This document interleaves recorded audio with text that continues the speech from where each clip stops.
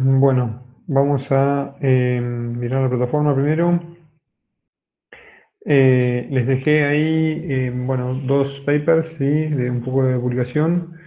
eh, y después, bueno, la teoría de hoy y la actividad que al final de la clase vamos a charlar sobre esto. Ahí les comparto un segundito.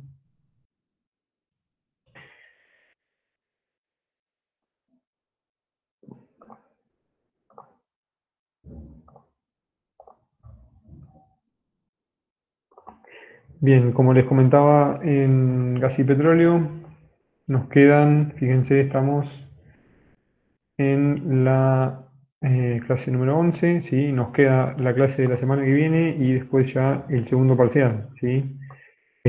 Así que estamos llegando al final. La última, esta nos queda una materia más después del segundo parcial y ya después el regulatorio. Así que estamos cerca de terminar. Eh, Bien, vamos con la teoría de hoy. Bien, vamos a hacer hincapié hoy en un poco de geomorfología granítica y después vamos a hablar de la parte de volcanes, ¿sí? Prácticamente vamos a ver a grandes rasgos la clasificación, ¿sí? Y después algunos otros conceptos importantes.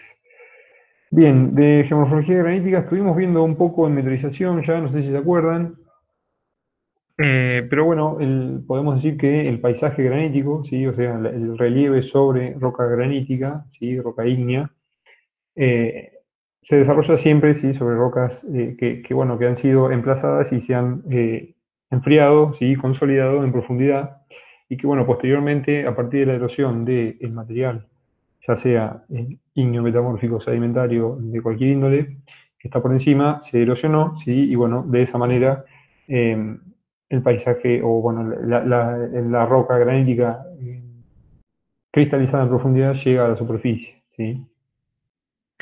Entonces, bueno, lo primero que tenemos que entender o tratar de determinar, ¿sí? Es si o cómo se formó, ¿sí?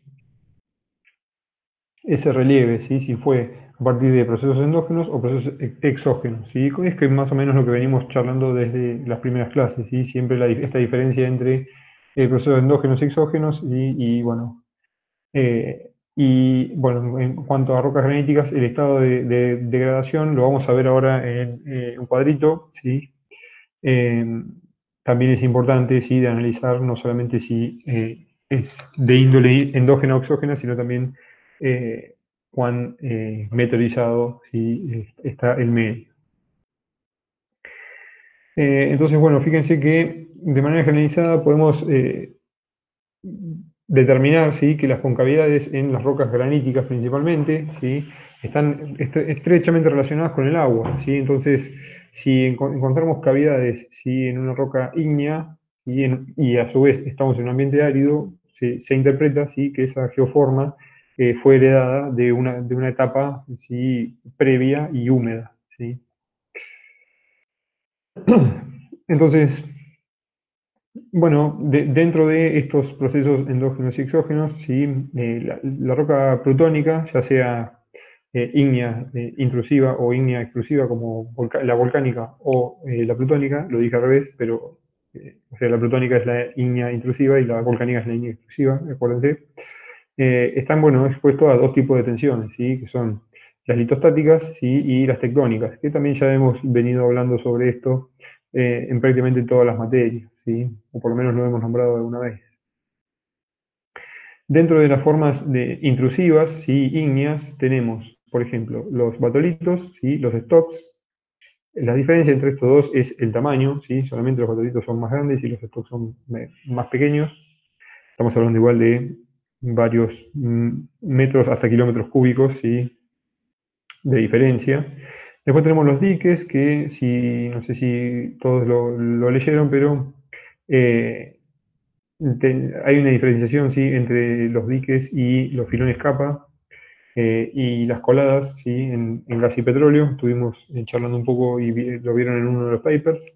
Pero bueno, el dique sí es discordante y el sil o el filón capa es concordante, sí, con los estratos o con las rocas que atraviesa. Después tenemos los volcanes extrusivos, ¿sí? Y las coladas de lava o los campos volcánicos, ¿sí? Que bueno, tenemos un ejemplo en Rincón con el campo volcánico de Payunia, ¿sí? Son extrusiones, ¿sí? De lava, de coladas de lava. Y bueno, con Aucamahuida también es un ejemplo claro que, bueno, el práctico, ¿sí? De esta semana es específicamente sobre Aucamahuida, ¿sí? Después tenemos, bueno, los lacolitos que también son cuerpos intrusivos subsuperficiales, ¿sí? O sea, no alcanzan a la superficie, y después las venillas o venas, ¿sí? Asociadas también a estos cuerpos intrusivos. Entonces, bueno, cuando la erosión, ¿sí? De la cubierta sedimentaria o metamórfica, como hemos dicho, pone a la roca intrusiva en contacto, ¿sí? Con la superficie o con el agua subterránea, comienza, ¿sí? A meteorizarse. Como venimos viendo, la roca se encuentra en un medio que no es el medio natural, ¿sí? Entonces se encuentra en desequilibrio y empieza, ¿sí? Los procesos de meteorización. También esto lo vimos en porosidad primaria y secundaria con gas y petróleo. Las rocas graníticas, ¿sí? No tienen porosidad, ¿sí? Entonces, justamente las zonas de fractura son las que aumentan, ¿sí? La porosidad y permeabilidad de la roca, y a su vez facilitan, ¿sí? Los procesos de meteorización, que es lo que estuvimos también viendo en el capítulo de meteorización. Entonces, bueno, en los granitos podemos hacer una diferenciación entre la metrización superficial, ¿sí? Y la metrización a lo largo del sistema de discontinuidades, o sea, a lo largo de la fractura. Si bien a simple vista puede ser que nos parezca que la superficie a la que la roca está expuesta, o la superficie de la roca que está expuesta, es mayor que la zona de fractura, generalmente no es así, ¿sí? La zona de fractura generalmente, arealmente, ¿sí? Es bastante mayor que, o se encuentra más afectada a meteorización. ¿Por qué? Porque, bueno, cada fractura se toma, ¿sí? Como una superficie de contacto con el exterior. Entonces, eh, estas fracturas podemos decir que son arealmente mayores, ¿sí? Que la superficie de la roca, ¿sí? Que bueno, es lo que intenta explicar acá este slide. No sé capaz que si lo leen lo van a entender mejor que como lo dije yo. Bien. Pero bueno, esto también un poco lo estuvimos viendo en meteorización cuando charlábamos sobre las relaciones, ¿sí? Entre meteorización física y química, ¿sí? ¿Se acuerdan que habíamos dicho que la meteorización química lo que hacía era fracturar la roca, romperla, ¿sí? Y a su vez aumentar la superficie de contacto, ¿sí? Con el medio, y de esa manera facilitaba eh, la meteorización química. Entonces, dentro de las etapas de consolidación y los modos de formación de un magma, ¿sí? Y bueno, posteriormente de la roca, vamos a encontrar tres etapas, ¿sí? En donde, bueno, justamente el magma que se va enfriando y va sufriendo distintas etapas hasta llegar a la roca. Estas tres etapas las podemos diferenciar en el estado fundido, ¿sí? Del magma, el parcialmente consolidado y el rígido, ya con la roca afectada, ¿sí? Como vemos, al dominio de deformación frágil. O sea, si estamos en una etapa fundida, ¿sí? Vamos a tener una deformación viscosa, ¿sí? Cuando baja la temperatura y la presión, tenemos un dominio dúctil, ¿sí? Y es que, bueno, podemos hacer una analogía con lo que estuvimos viendo en el estructural, y ya cuando tenemos la roca consolidada, tenemos dominio de deformación frágil, ¿sí? Bien. Y después tenemos lo que se denomina la etapa protoclástica, ¿sí? Que básicamente es la deformación en el contacto, ¿sí? De la intrusión, o sea, entre la roca y la roca hospedante, ¿sí? Entonces, fíjense que, bueno, la roca, una vez que está recién consolidada, va a estar afectada, ¿sí? En la zona de contacto entre el cuerpo magmático y la roca encajante, ¿sí? Por fragmentación inducida por cizalla. Entonces, bueno, estas fracturas, ¿sí? Presentan patrones regulares y se asocian, ¿sí? Con justamente el contacto entre la intrusión y el encajante, ¿sí? Estos sistemas, fíjense que generan zonas de discontinuidad, ¿sí? Que obviamente son más débiles, y posteriormente cuando la roca granítica queda expuesta y liberada de la presión litostática, se genera el sheet structure que lo estuvimos viendo que eran las estructuras de descamación. Ahora vamos a ver igualmente más fotos para recordar ese ejemplo. Entonces, bueno, dentro de estas estructuras tenemos la estructura de exfoliación, de descamación, la difusión catafilar y la pseudoestratificación. Esto es bastante llamativo, ahora vamos a ver algunas fotos. Bueno, acá vemos ¿sí? Algunas estructuras de exfoliación, ¿sí? Claramente se ve que es el contacto ¿sí? del intrusivo.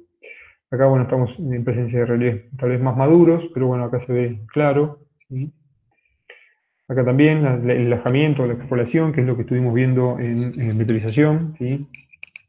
Dice que bueno, la eliminación de la fuente de presión ¿sí? Provoca el fenómeno de lajamiento o exfoliación esferoidal. Y esto es típico de una roca ígnea ¿sí? Intrusiva que bueno, llegó a la superficie. ¿Sí? Siempre asociado a la eliminación de la cubierta sedimentaria o de roca, cualquier roca, ¿sí? Y bueno, por ende la eliminación de presión. La pseudoestratificación, sí, lo mismo, ¿sí? Liberación de presión, estamos siempre en el contacto, recuerden. La exfoliación, muy similar, ¿sí? Acá, bueno, está un poco más maduro, ¿sí? Está muy metalizado, pero podemos ver planos, ¿sí? Varios planos de diaclasamiento. La disyunción catafilar, ¿sí? También característica de estas zonas de contacto entre la roca intrusiva, ¿sí? Y las rocas de caja. Bueno, estas ya las vimos, ¿sí? Acá hay otra con un poquito más de zoom, ¿sí? Vemos los distintos planos.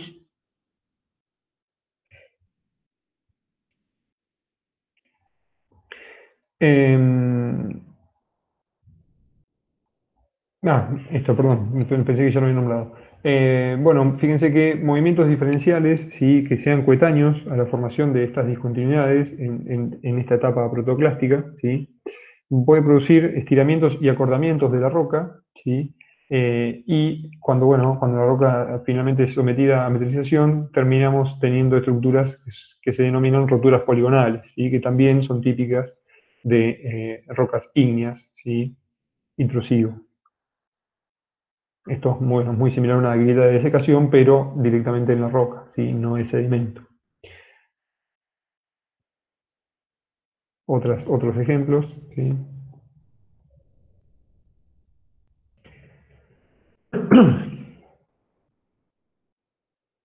Bueno, fíjense entonces, cuando el macizo comienza a alterarse, según las discontinuidades previamente definidas, ¿sí? Se produce un proceso que es la migración de cargas, ¿sí? Y que da origen a un nuevo tipo de estructura deformativa que es reconocible posteriormente en la roca, ¿sí? Como para poder resumir un poco y poner en palabras estos procesos e imágenes que estábamos viendo, ¿sí? Fíjense que las tensiones más importantes siempre son las litostáticas, ¿sí? Que sufre la roca en profundidad. Y en cuanto a el modelado del relieve granítico, ¿sí? Acá les dejé ¿sí? Algunos ejemplos ¿sí? de geoformas o estructuras que lo que ven acá es desde una geoforma, podríamos decir, primaria, ¿sí? Hasta una geoforma más bien residual, ¿sí? Donde bueno, vemos que a medida que va madurando el relieve, ¿sí? La metallización va afectando a la roca, ¿sí? Tenemos distintas formas ¿sí? De nombrar a las geoformas resultantes. ¿Sí?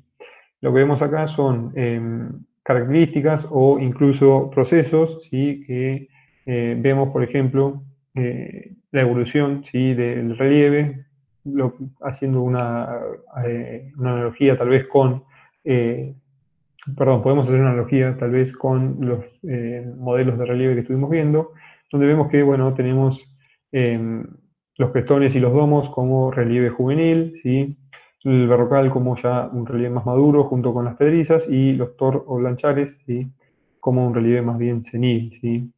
Después finalmente ya cuando tenemos sedimentos y alteración generalizada, tenemos ya también senil y vemos que la alteración o la metrización es total. ¿Sí? Acá lo que vamos a ver ahora son algunos dibujitos ¿sí? En donde se explican estos procesos, ¿sí? O bueno, en realidad se comparan estas estructuras de las que les estoy nombrando. Ahí vemos, bueno, un domo, la cresta, ¿sí? Un barrocal, y después pedrizas y los bloques. Vemos, sí, obviamente, el cambio de pendiente, ¿sí? A lo largo de las distintas geoformas, que bueno, es lo que venimos charlando, ¿sí? Desde el principio. Acá lo mismo, ¿sí? Pero en perfil, que es bastante similar, solamente que se ve un poco mejor, ¿sí? Bien. Bien, acá, bueno, otra forma, o bueno, en realidad un poco tal vez modelizado, ¿sí? Y diferenciado, ¿sí? Los distintos planos de discontinuidades. Fíjense que en uno tenemos el patolito granítico, ¿sí? Que sería el intrusivo, ¿sí? En dos serían las sheet structures o las exfoliaciones, ¿sí? El 3 son las fracturas conjugadas, ¿sí? Que se generan, que es lo que estábamos viendo en las fotos al principio. Y después, bueno, una posible fractura, ¿sí? Que está punteada, y bueno, acá en un cuerpo de agua, ¿sí?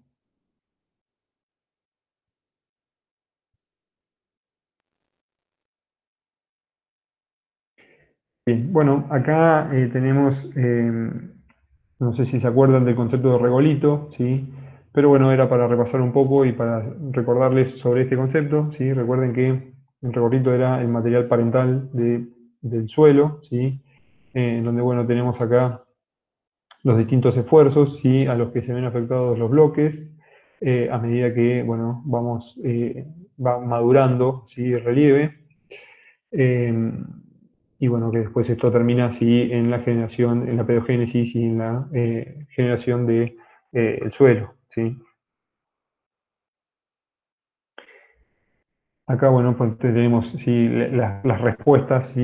de estos bloques, ¿sí? Que vemos acá. Vemos algunas ¿sí? Con lo que sería el suelo encima. También asociado con las exfoliaciones que estábamos charlando hasta recién. Y después estuvimos en meteorización, estuvimos viendo, ¿sí? No sé si se acuerdan, tafón en amas, ¿sí? En realidad vimos que eran en graníticas y que también podían ser en areniscas, ¿sí? Pero bueno, es una estructura típica, ¿sí? De un relieve granítico, ¿sí?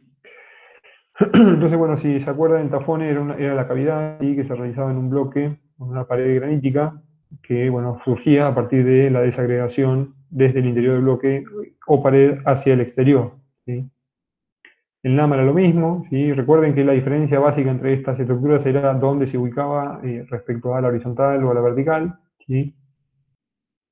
Y bueno, en este caso el lama, fíjense que se genera por degradación química de la roca por el agua de lluvia, ¿sí? Un poco viene esto de la mano con lo que hablamos al principio, ¿sí? Si encontramos esto en una zona árida, es muy posible que esté asociado a temporadas húmedas, por lo menos, o a un ambiente húmedo, ¿sí? Puede ser un relieve residual. Y bueno, esto como les decía, ninguna de estas dos geoformas son exclusivas de los granitos. También habíamos dicho que los podemos encontrar en areniscas o bueno, en cuarcitas, que son las areniscas metamorfizadas. Y bueno, obviamente las dimensiones y la ubicación va a depender ¿sí? de la textura y la estructura propia ¿sí? del granito. Bueno, acá tenemos, fíjense, una formación de un NAMA ¿sí? Y de un tafoni por vía tectónica o por concentración de cargas, ¿sí? Donde, bueno, podemos ver que es un ejemplo del efecto Fakir, que el efecto Fakir es, bueno, la migración y la concentración de la carga que termina generando ¿sí? Una alteración en la roca y, bueno, termina resultando en la generación de esta geoforma.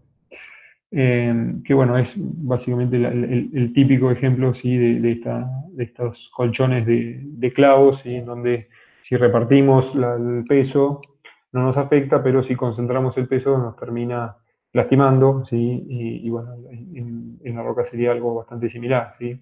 Este efecto se usa mucho en geotecnia, ¿sí? Para, bueno, para diseñar los anclajes, ¿sí? Para diseñar respuesta del macizo rocoso a justamente la concentración del esfuerzo. Por ejemplo, no sé, un puente, la construcción de un puente, ¿sí? o bueno, cualquier obra ¿sí?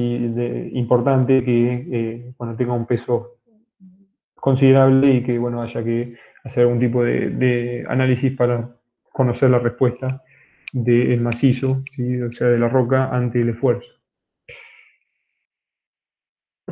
Eso en cuanto a geomorfología granítica.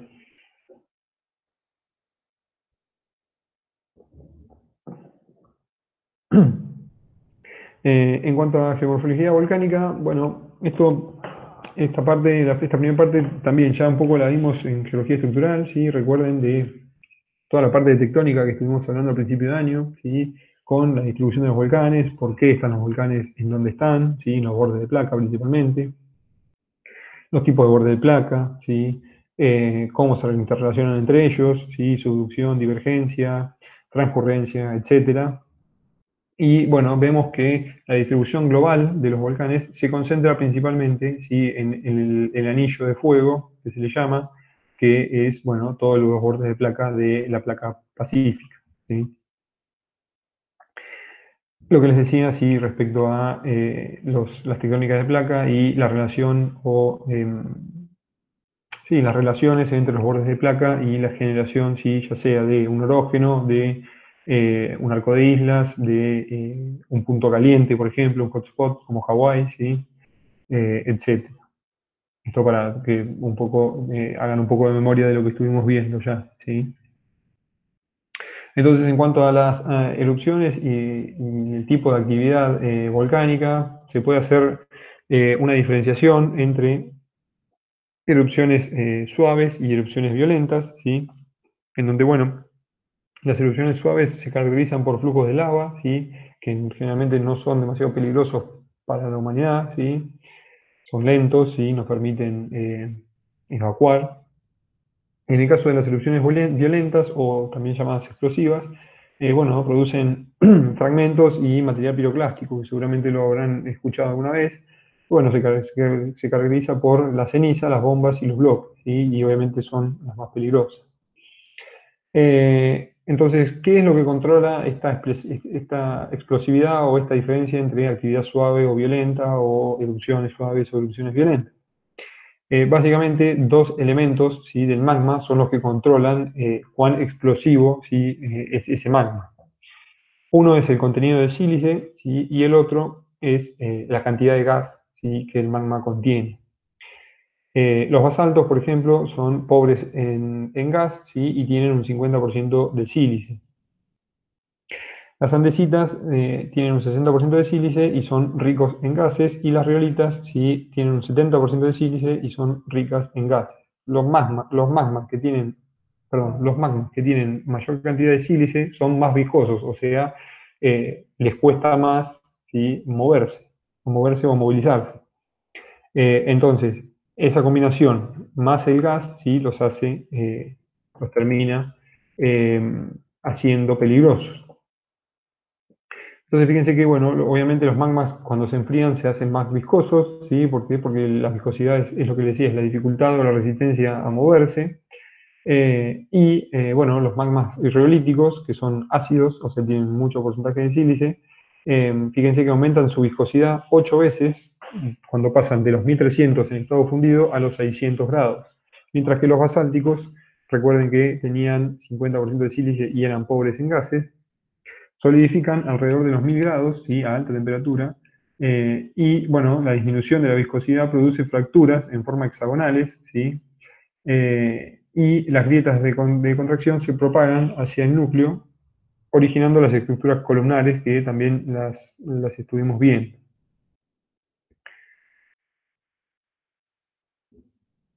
Bien. Entonces, bueno, la viscosidad obviamente se relaciona con la explosividad, ¿sí?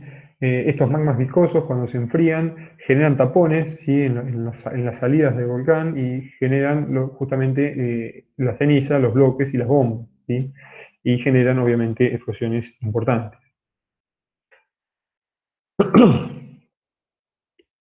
Acá les dejé algunos conceptos, ¿sí? Por ejemplo, la lava. La lava generalmente se le llama lava a todo, ¿sí? La diferencia entre lava y magma es que, bueno, la lava sale al exterior, ¿sí? Forma coladas generalmente, y el magma generalmente se mantiene en subsuelo.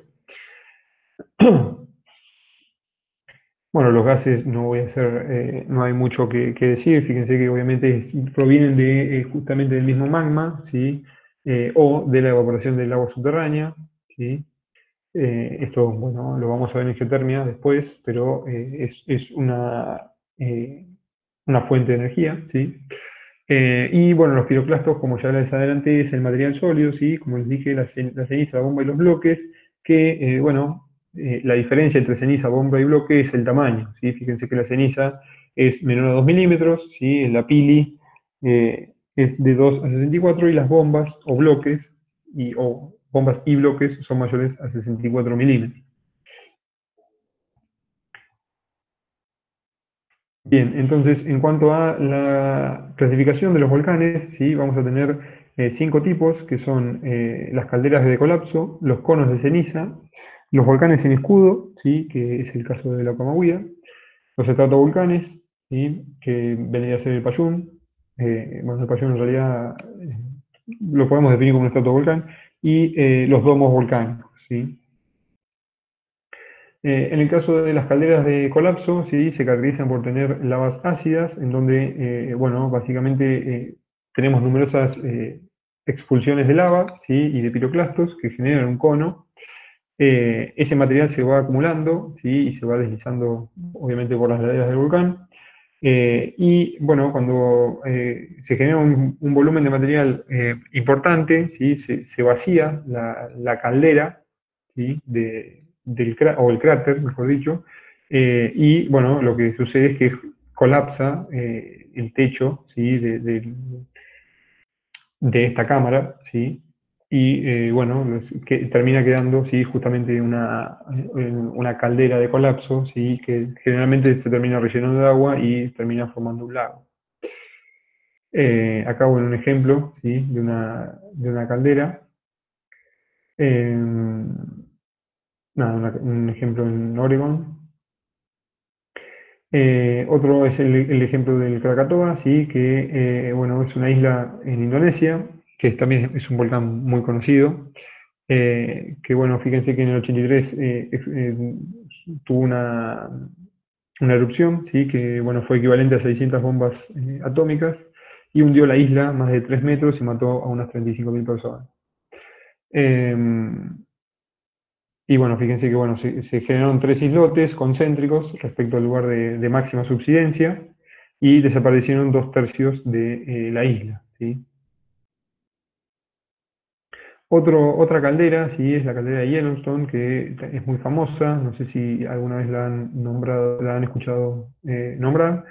Pero bueno, se entiende que es un supervolcán que, bueno, en el momento en que genera una erupción importante, puede llegar a generar un cambio eh, a nivel global, ¿sí? Y bueno, hay muchos documentales sobre Yellowstone, pero bueno, no vamos a entrar mucho en detalle. Después, si quieren, pueden buscar. Hay muchas teorías, sí, respecto a la posible erupción de Yellowstone. Por otro lado, tenemos entonces, después de los domos, perdón, las calderas, tenemos a los conos de ceniza, ¿sí? Que bueno, son volcanes, ¿sí? Que bueno, generalmente corresponden a un solo evento, ¿sí? Si bien son explosivos, son de pequeña escala, y obviamente se componen principalmente por piroclastos, ¿sí? Por eso también su alto ángulo de reposo. Fíjense que bueno, las cenizas por lo general son de composición básica, y bueno, su actividad eruptiva es relativamente corta respecto al resto de los volcanes. Bueno, acá un ejemplo, ¿sí? La erupción, fíjense que comenzó en el 43 y se extendió hasta el 51 aproximadamente. Pero bueno, fíjense la forma, ¿sí? Es típica, ¿sí? De los conitos de ceniza. Acá tenemos una foto de imagen aérea de un cono, ¿sí? Muy típico. Después tenemos los volcanes en escudo, ¿sí? Dentro de la clasificación, que bueno, se trata de volcanes que tienen una gran extensión areal, ¿sí? Como les adelanté, el volcán Acomahuida es un volcán en escudo, ¿sí? No sé si lo sabían.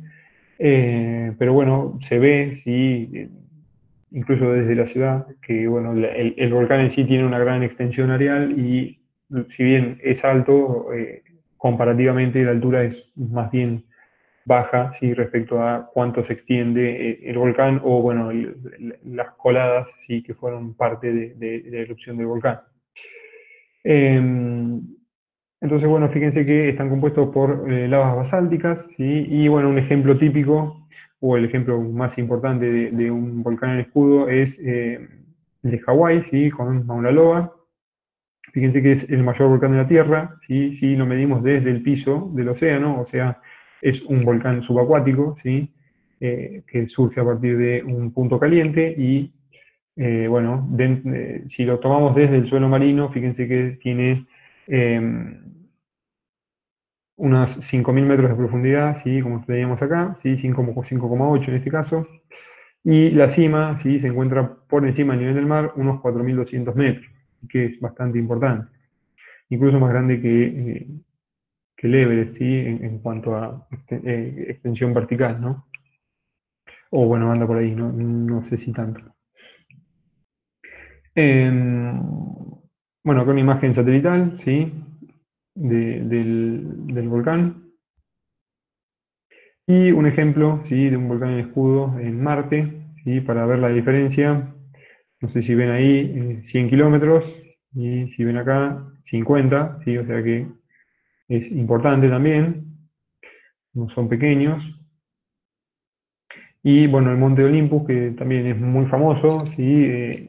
Es el mayor volcán del sistema solar, ¿sí? Es realmente bastante grande. Siguiendo con la clasificación, tenemos a los estratovolcanes, ¿sí? Que están compuestos por lava ácida, ¿sí? Son, fíjense, estructuras constituidas por acumulación, ¿sí? O alternancias entre lava y capas piroclásticas, ¿sí? O sea, tenemos flujos de lava y expulsión de piroclastos. Entonces vamos teniendo distintas capas, ¿sí? De lava solidificada y piroclastos por encima. Fíjense que bueno, son volcanes típicos de zonas de subducción y bueno, el Payumatrup puede ser un ejemplo de esto, ¿sí? De este tipo. Después tenemos al Vesubio, que también es muy conocido. Fíjense que mide 1.132 metros de altura y bueno, es conocido por sepultar a la ciudad de Pompeya en su momento. Y su última erupción fue en el año 1944. Otro volcán, otro estratovolcán es el Etna, ¿sí? Que se encuentra en Sicilia, en Italia. Tiene una altura considerable, de unos 3.200 metros, y bueno, su base, fíjense que alcanza unos 150 kilómetros, y actualmente está en actividad. Otro ejemplo es el Fukuyama, no sé si lo dije bien, pero bueno, es también bastante conocido y es un volcán extinto, ¿sí? De Japón. El Chichón también otro, no sé si alguna vez lo escucharon, pero en el 82 generó bastantes muertes, sí, 2.000 muertes, y bueno, expulsó una gran cantidad de gases a la atmósfera en su momento. Otro ejemplo, estamos en domos, perdón. Cambiamos a la última clasificación, que es la de domos volcánicos, ¿sí? Que como ven, ¿sí? Son lavas más bien viscosas, ¿sí? Y bueno, tienen una gran extensión también areal, como los volcanes en escudo, pero no tienen tanta altura, ¿sí? Porque tienen justamente la forma de domo. El ejemplo sí es un ejemplo del volcán, el monte Onsen en Japón, ¿sí? Que bueno, fíjense que comenzó a emitir lava y a construir su domo a mediados del 91, ¿sí? Y siguió creciendo hasta el 95. Vemos ahí unas imágenes aéreas, ¿sí? Eh, de este domo volcánico.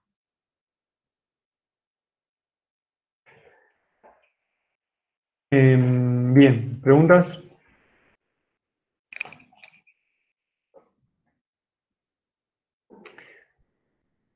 Eh, Se conectó Lourdes, ¿no? Sí.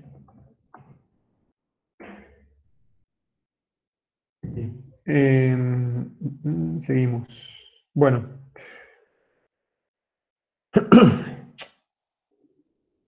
¿Ven bien ahí? Me parece un cartel acá que no sé qué es. Ahí está. Bien. Bueno, tenemos dentro de los tipos de erupciones, también podemos clasificarlas, ¿sí? Y las podemos dividir, ¿sí? En una erupción central, una areal y una fisural, ¿sí? Esto, si bien es una clasificación, las erupciones de los volcanes, a medida que van evolucionando con el tiempo, obviamente van cambiando y no es siempre la misma. Por ejemplo, cuando lean la teoría van a ver que Acomahuida tiene un cono central, ¿sí? Pero tiene varios conos, ¿sí? Más pequeños alrededor. Entonces, podríamos clasificarlo como una erupción central, pero también como una área, ¿sí? Eh, bueno, entonces la central obviamente es a partir de un solo ducto, ¿sí? Central o chimenea. La areal tiene varios centros de emisión, ¿sí? Pequeños. Bueno, fíjense que hay ejemplos, ¿sí? En Patagonia, en el noreste y en la Patagonia Argentina. Y la fisural, ¿sí? Está asociada con grietas, ¿sí? Eh, con el ejemplo, por ejemplo, de Islandia, ¿sí? Que está asociada a la divergencia de la placa atlántica, no sé si se acuerdan, creo que lo vimos. Eh, y bueno, en donde una vez que solidifica, ¿sí? La lava termina formándose un dique, ¿sí? Una figurita, una figura, perdón, y una imagen, ¿sí? De una erupción fisural. Entonces, también tenemos que tener en cuenta, ¿sí? Que para el tipo de erupciones y para el tipo de actividad, ¿sí? Vamos a, como ya vimos, la composición del magma, el contenido de gases y la temperatura, ¿sí? Que también estuvimos hablando un poco. Eh, esos tres factores principales son los que nos determinan la viscosidad y la viscosidad a su vez, junto con los gases, nos determinan la explosividad, ¿sí? Eh, y además de los gases propios del magma, ¿sí? Muchas erupciones lo que sucede es que toman contacto con aguas subterráneas o incluso aguas superficiales, ¿sí? Y lo que se genera son las llamadas erupciones hidrovolcánicas, ¿sí? Que se dan, como les digo, en acuíferos o en zonas marinas, ¿sí? Obviamente, este agregado de vapor de agua principalmente genera que sean erupciones muy violentas, ¿sí? Por otro lado, tenemos eh, eso en cuanto a erupciones violentas. Por otro lado, tenemos las denominadas coladas de lava, ¿sí? Que es cuando, o se dan cuando tenemos un magma líquido, ¿sí? Que fluye por gravedad y, bueno, obviamente también tiene que ver con la composición química, la cantidad de volátiles, ¿sí? Obviamente es menos viscoso, ¿sí? En este caso. Y a grandes rasgos, dentro de las coladas o de los grupos de lava tenemos dos tipos, ¿sí? De coladas, las coladas de lava ácida y las coladas de lava basálticas.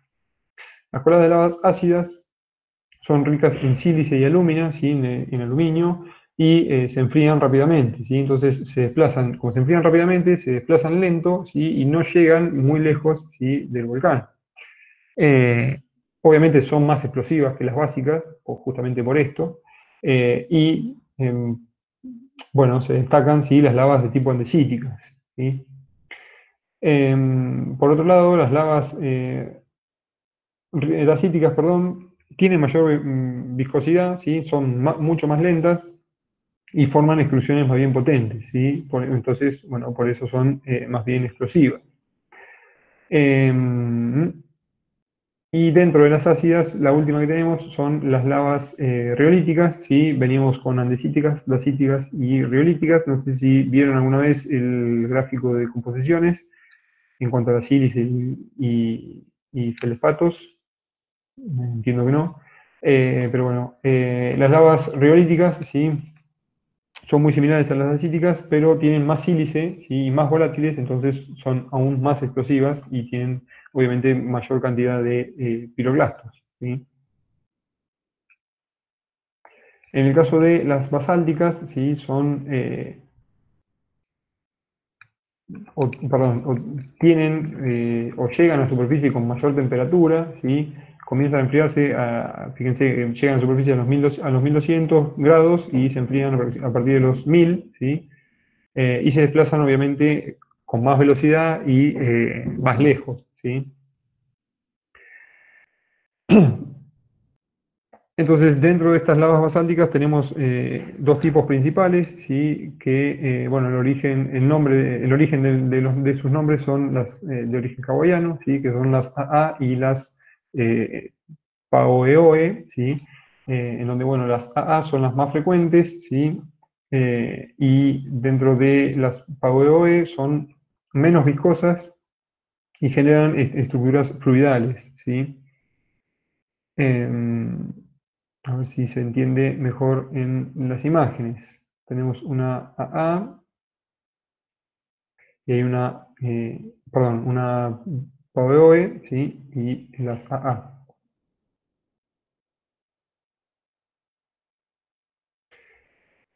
Eh, eh, eh.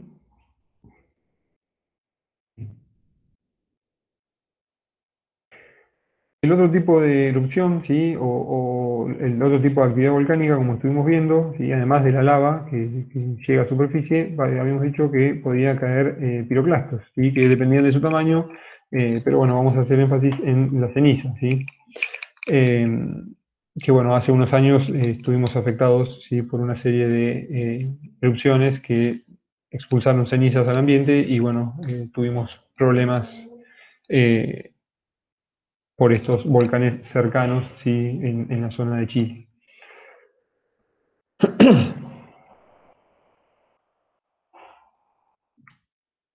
Estas erupciones, ¿sí? De piroclastos se denominan también tefra, ¿sí? Y estas tefras, si son piroclastos de tamaño ceniza, ¿sí? Bueno, llegan a gran altura y el viento los moviliza y logran llegar a grandes distancias, ¿sí? Obviamente va a depender, ¿sí? Del tipo de tamaño, perdón, del tamaño del piroclasto. Fíjense que si estamos en presencia de tamaños más grandes, los bloques o los llamados bloques o bombas, ¿sí? Fíjense que tienen una trayectoria balística, mientras que las cenizas, ¿sí? Se movilizan más bien en suspensión. Acá tenemos ejemplos de bombas, ¿sí? Y bueno, acá un depósito de cenizas, ¿sí? Bastante importante. Obviamente esto es en cercanías de los volcanes, nos afectó, pero no con esta potencia, ¿no? De ceniza. Y otro de los tipos de actividades volcánicas son los flujos piroclásticos, que son flujos, sí, son flujos, ¿sí? Con material piroclástico, ¿sí? O sea, clástico, que está muy caliente, con una gran cantidad de gases y que, si bien sale expulsado del volcán, son tan violentos, ¿sí? Que terminan descendiendo por la ladera por causa de la gravedad, ¿sí? Podríamos decir, un poco más densos, ¿sí? Y muchísimo más violentos, ¿sí? Fíjense que es como una avalancha, ¿sí? De material fundido, cenizas y calor, básicamente. Entonces fíjense que bueno, tiene velocidades de 50 a 500 kilómetros por hora. Acá bueno, un depósito, ¿sí? De un flujo piroclástico. También se le llama nubes ardientes, ¿sí? Eh, y tenemos tres mecanismos de generación de estos flujos, que puede ser una colada gravitacional, simple de un domo o de una colada sobre un volcán, una ruptura explosiva de un domo, ¿sí? O el colapso de la columna de erupción. O sea, expulsa tanto material que esa columna que se genera en el aire termina colapsando y cayendo, ¿sí? Por la ladera del volcán. Bueno, acá un ejemplo, ¿sí? Del año 93 con un flujo piroclástico que desciende, ¿sí? Del volcán Unsen.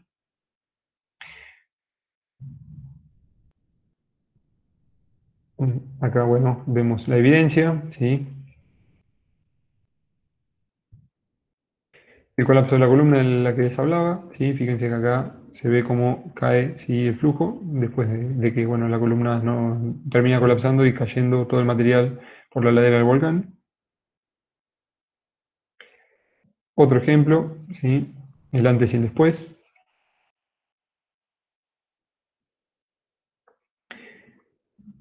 Acá tenemos algunas de las posibles pistas, ¿sí? Que nos dan los volcanes, ¿sí? Un combamiento, ¿sí? De la ladera y después, posteriormente, el deslizamiento, ¿sí? O sea, podríamos decir que se hincha de alguna manera, ¿sí? El volcán y termina colapsando y cayendo por la ladera, ¿sí? Que es lo que vemos acá. Y bueno, obviamente ese deslizamiento trae una despresurización de la cámara y genera obviamente todavía más explosividad y más violencia, ¿sí? Del flujo.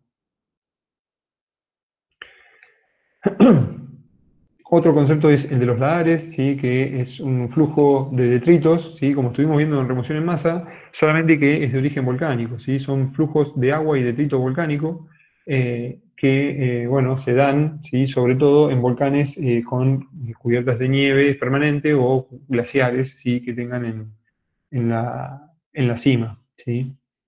O sea, es muy similar a un flujo de detritos, pero de origen volcánico. Un ejemplo es el del Monte Santa Elena, ¿sí? Que bueno, es una mezcla, ¿sí? De hielo fundido con material piroclástico, ¿sí? En donde, bueno, fíjense que tenemos evidencias de este evento con explosiones, ¿sí? Una explosión grande y posteriormente, bueno, los restos de árboles de un lahar, en este caso, 81, de este lahar, perdón, del 81. 80, perdón, fue, y las fotos del 81, ahora sí. Em, bueno, otro ejemplo, sí, donde se dio un lagar, sí, en Colombia. Vemos acá es, bueno, justamente hasta dónde alcanzó, sí, o hasta dónde afectó la caída de cenizas y el lagar, sí, alrededor del volcán. Esto obviamente asociado a el colapso, ¿sí? de una vendría a ser de las laderas, ¿sí? Del volcán, y obviamente eso determina hacia dónde queda el área de afectación. Una imagen, sí, de un lagar utilizando, en este caso, una escorrentía, ¿sí? Acá también una evidencia, ¿sí?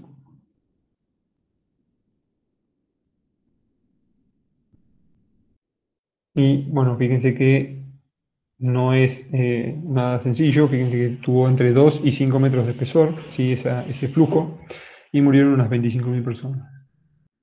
Y sepultó prácticamente al pueblo.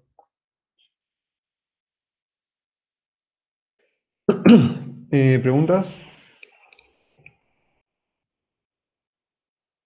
No, perfecto. Bien, ahí seguimos, ¿eh?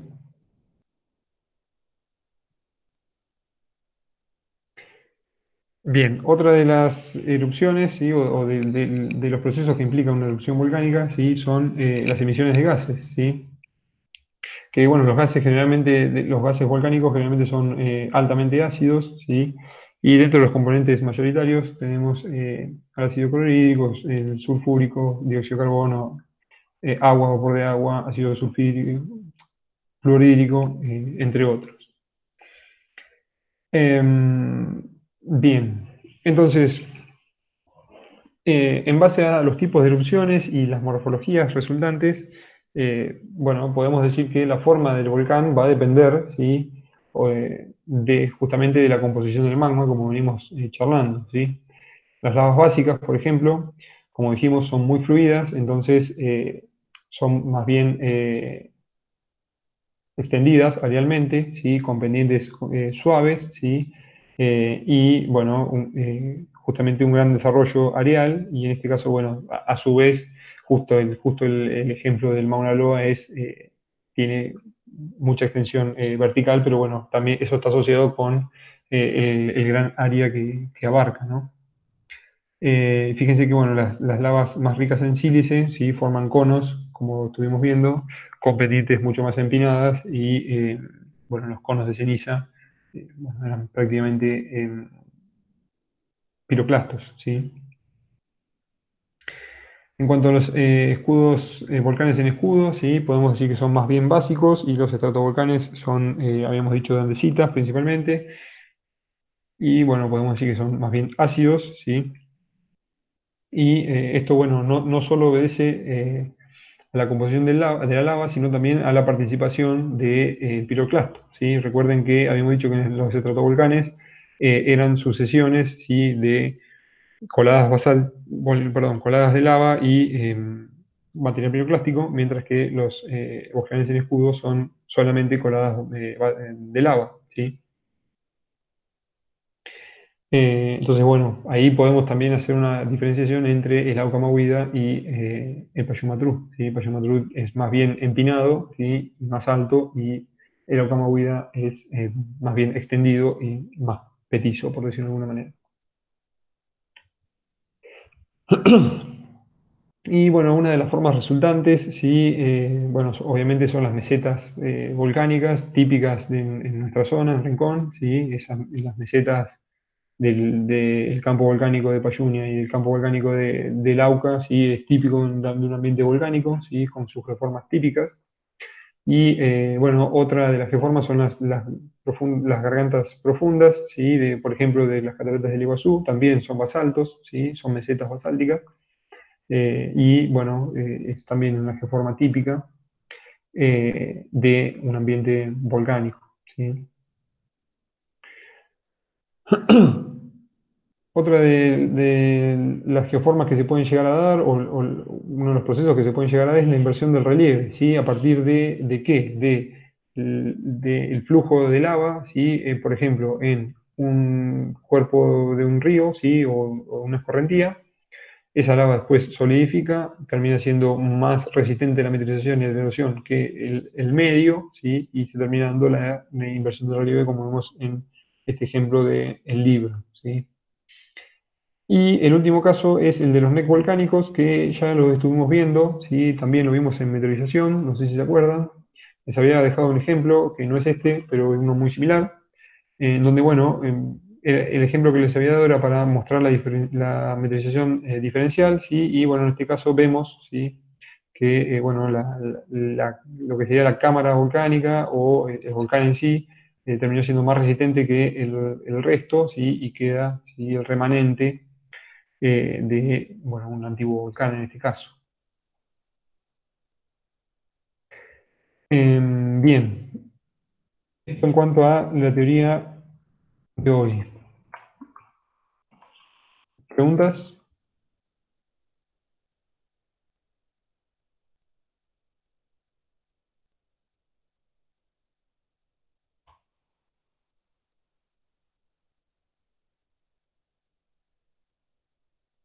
Bien, vamos con la práctica.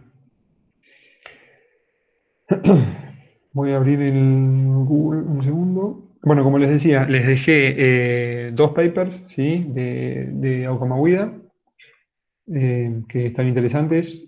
Bueno, entiendo que les puede llegar a interesar. Y ahí vemos la práctica.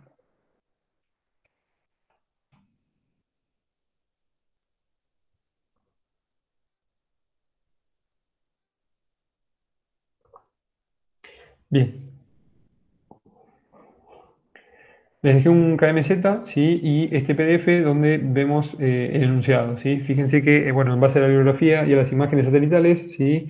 Realizar las siguientes consignas. Bueno, tienen que demarcar el drenaje superficial, que ya lo estuvimos viendo en geomorfología fluvial, vimos una fotito, no sé si se acuerdan. Eh, Obviamente determinar el diseño, ¿sí? Y diferenciar entre los controles hidrológicos y estructurales.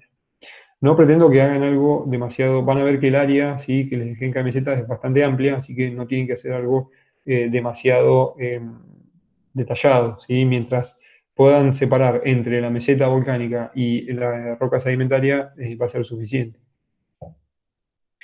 Eh, Después, bueno, tienen que construir dos perfiles topográficos, ¿sí? Que resalten el relieve, uno en sentido norte-sur y otro en sentido este-oeste. Solo el perfil topográfico, ¿sí? Lo sacan de Google, muy fácil. Usen toda el área, ¿sí? No solo el volcán. Traten de que pase por el el cono central, ¿sí? del volcán. Y después, bueno, tienen que, en la 3 tienen que demarcar y cuantificar, ¿sí? Los detalles del relieve, ¿sí? eh, Marcarlos, los pueden marcar fácilmente en Google Earth, y cuantificarlos, los pueden cuantificar con los perfiles, por ejemplo, ¿sí? O, bueno, en el caso del cono, por ejemplo, pueden sacar el área con Google Earth, pueden sacar el diámetro, ¿sí? Etcétera. Pueden marcar todos los otros conos que hay varios. En el 4 bueno, tienen que identificar procesos endógenos y exógenos, ¿sí?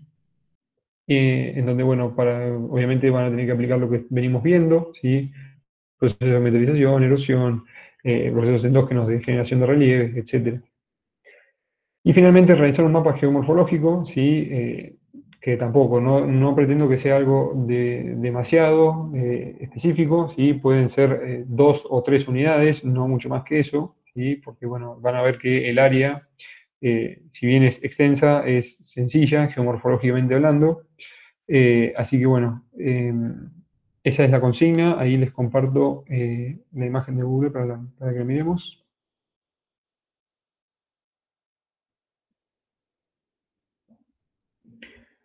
No, no, las formaciones no hace falta. Eh, solo hacer el perfil topográfico, ¿sí? Y después en base a eso, bueno, pueden, como les decía, pueden cuantificar las geoformas, ¿sí? Pueden decir el área, la cota, eh, pendientes, etcétera, ¿sí? Lo que venimos viendo en la materia. Eh, bueno, ahí no sé si ya pueden ver, pero se ve, sí, claramente el campo volcánico de Agua Movida, sí, que es bastante importante, y bueno, toda la roca sedimentaria alrededor, sí, que es principalmente el Grupo Neuquén, sí. Así que bueno, ahí tienen sobre todo en lo que sería la parte sur, sí, de Aucamovida tienen para hablar bastante, sí, tienen para hablar de geomorfología fluvial, de remoción en masa, dentro del mismo cono también, sí, bueno, geomorfología volcánica también, como lo estuvimos viendo.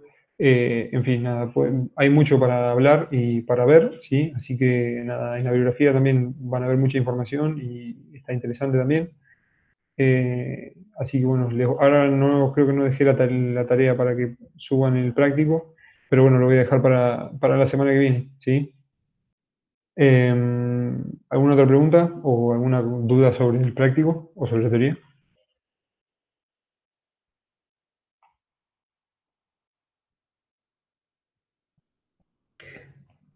Tienen para hablar, como les digo, de geomorfología fluvial, de geomorfología de remoción en masa o procesos gravitacionales, eh, de todo. O sea, incluso pueden hacer 3, 4, 5 unidades geomorfológicas distintas, ¿sí? Donde identifiquen que predomina un proceso o el otro, eh, pueden separarlo, ¿sí? O pueden hacer 2 unidades y dentro de cada una de esas 2 unidades, ya sea la volcánica o la sedimentaria, hacer una diferenciación en subunidades, ¿sí? Para el mapa, digo, para el mapa geomorfológico, que no es más que hacer polígonos y después describirlos más o menos en el práctico. Así que bueno, esa es la idea. ¿Se entendió más o menos?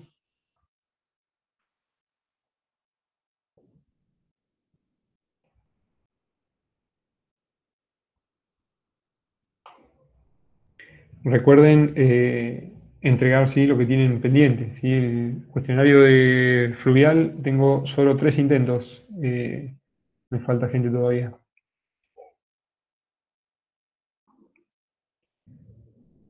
Y bueno, de gas y petróleo también.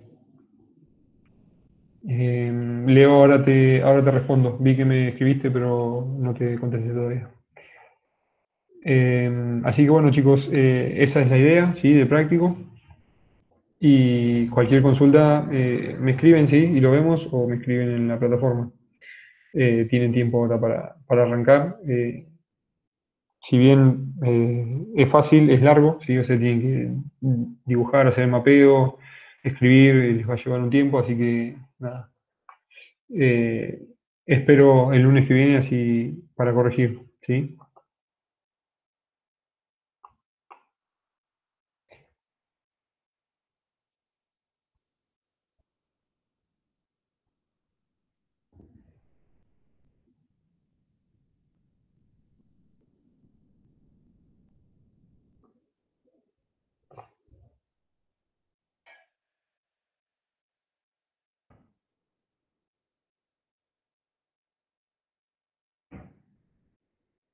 Así que bueno, si no hay más consultas, dejamos acá y nada, cualquier cosa me escriben, ¿sí? Voy a estar a disposición. Nos vemos chicos, suerte. Nos vemos el jueves.